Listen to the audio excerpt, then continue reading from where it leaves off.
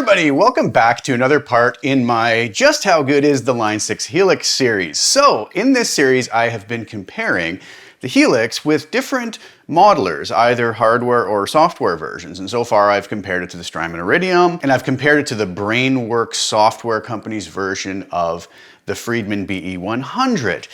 It's been a really fun exercise. And listen, before anybody says anything, this is all just about fun and enjoyment and entertainment more than anything. I don't really think that, you know, going through one example of an audio file, comparing it in one particular situation with one set of parameters is really giving any sort of definitive answer to one thing being better or worse. I think what it really comes down to in all of this is that we're living in such an amazing time to be a guitar player that we have so many incredible options for getting great guitar tones live on tape, you know, or into our DAW.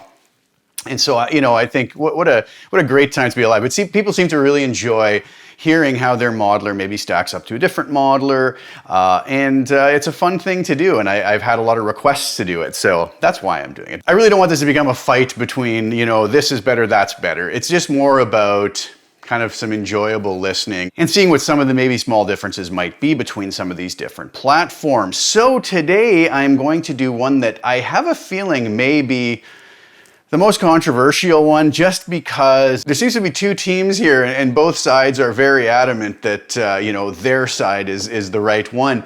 Not that I really think there are sides anyways, but the reason I say that is last week I acquired a Fractal FM3. Very impressed with the unit, I love it, but I'm known for, you know, using my Line 6 Helix. Well, the interesting part is when I posted the video of me kind of doing my first impression overlook view of the Fractal FM3, which was literally me taking it out of a box, and an hour later I was shooting a video. I had no idea about how really even to use this, but I was getting sound through it. I got some blocks up and just listening to the tones, and I got a lot of really interesting comments where a lot of folks are saying, these are the best tones I've ever heard you play through. I've never heard you sound so good. I had a whole bunch of people tell me, well, I guess your Helix is going to be up for sale or gone, or you're going to be moving on from it. No, I'm not. I can tell you that with pretty great certainty. I love my Helix. I also really enjoy the Fractal FM3 with the small amount, but a little more amount of time that I've had with it than when I did the previous video. And it's a great unit. It really, really is. It's just, it was a really funny thing that so many folks jumped on, and I had some really great discussions with folks, some really weird discussions with some other folks. Internet's a puzzling place sometimes, and hard to have a civilized discussion sometimes when folks are sort of go into discussions with their mind already made up instead of having an open mind. I try to keep an open mind about everything, and I really have to say this. I think we live in a time with modelers that the differences between them are extremely small, and I could play live or do a recording project with any one of these sort of popular modelers and instantly forget what modeler I'm using and just get on with the enjoyable task of making music and just getting some good tones. That's where we're at, right? So this constant nitpicking about little details is kind of interesting and fun. Having said that, we're gonna do some more of it. So what I wanted to do here, I thought it would be interesting to compare the Helix and the Fractal FM3, but in a blind test. I did this once before recently with my Helix compared to my Rev G20, where I recorded my Rev G20 through a beautiful Rev 112 cabinet with a ribbon microphone, recorded it, and then I got as close as I could with whatever amp model I could choose in the Helix to get there, and I did a blind test. And it was basically like 50-50 when people guessed. They couldn't really tell which was the real amp and which was the Helix, which was actually kind of a testament to how good the Helix actually is in capturing the sound of a great recorded tube amp. As I feel the Fractal FM3 or AXFX3 would be equally up to the task, because they're all amazing units. But I thought, okay, well, why don't we do the same blind test with the Helix? So what I did is I went back to the placator on the Helix, the Friedman BE100 model, and I chose the Friedman BE100 on the Fractal FM3. And I really was deliberating going back and forth, should I use all stock cabs and factory cabs on the Helix and the Fractal? But you know, the problem with that is then we're not really isolating the modeling. We're hearing, to me, the IR, the stock cab, whichever one you choose, the microphone has a far greater impact on the final outcome than, you know, the quality of the modeling, let's call it. So this is going to be more about just listening to the quality of the modeling. So what I did is I went and grabbed some IRs from the fine folks over at Ownhammer, who are widely known as making some really great impulse responses. They also seem like really great guys. So I can't remember. I think it was a Marshall cab, one of their Marshall cab packs. I can't remember exactly which one it was. I should look it up, and I'll try to put it in the description of the video if you guys want to check it out. And I threw that into the Fractal FM3 with their BE100 model up. And I just kind of tweaked it until I had a sound I thought I could use in the studio or live, something that would work in the mix, you know, getting things, not using any fancy outboard, nothing. This was an amp block and a cab block. And I just used the controls that we had at our disposal on the amp block, just the amp controls.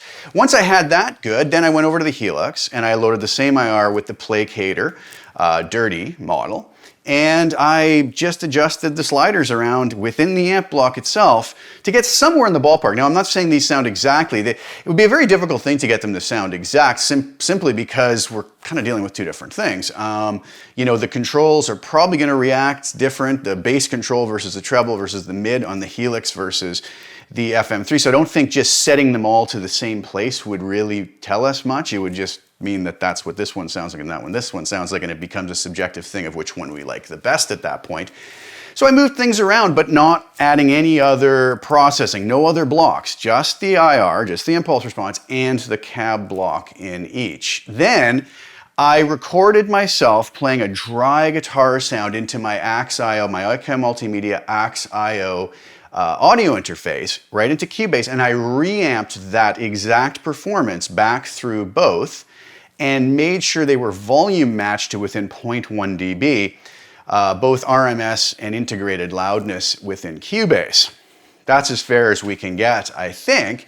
And then I'm just going to play this through. So I'm going to play the track. We'll have one called Tone A, one called Tone B.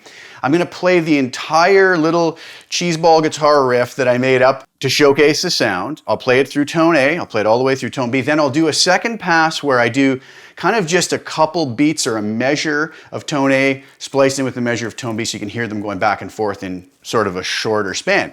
Then what I was hoping everybody could do is go in the comments, leave me a comment telling me whether you think Tone A is the Helix, or Tone B is the Helix, or Tone A is the Fractal, and Tone B is the Fractal. Tell me which you think is which. And also, I'd like everybody to do something else if you don't mind. Tell me which one you prefer also, prefer the sound of, maybe thinking of it being used in a mix or live. And I know that this doesn't have a lot to do with the feel. I know lots of people say, oh, the feel of the guitar amp is better on this unit or better on that unit. I can tell you I've played through them both now. I don't notice any feel difference. That's just my opinion. That's how I feel. I could easily play through either of these and be perfectly content. And like I said before, kind of instantly forget that I was even playing any particular modeler and just get on with the enjoyment of playing or writing music or doing whatever I'm doing with it at that moment in time. So I thought this would just be fun. Again, guys, I don't want to get in any arguments or weighted or heated discussions about this. It's just a fun little exercise that I thought all of us could enjoy from both sides, the Helix and the Fractal side of things, and it should be an enjoyable thing. And like I said,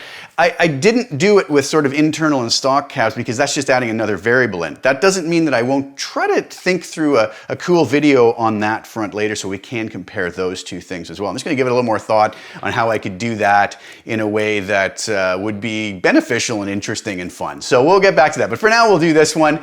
So without further ado, let's listen to the different files.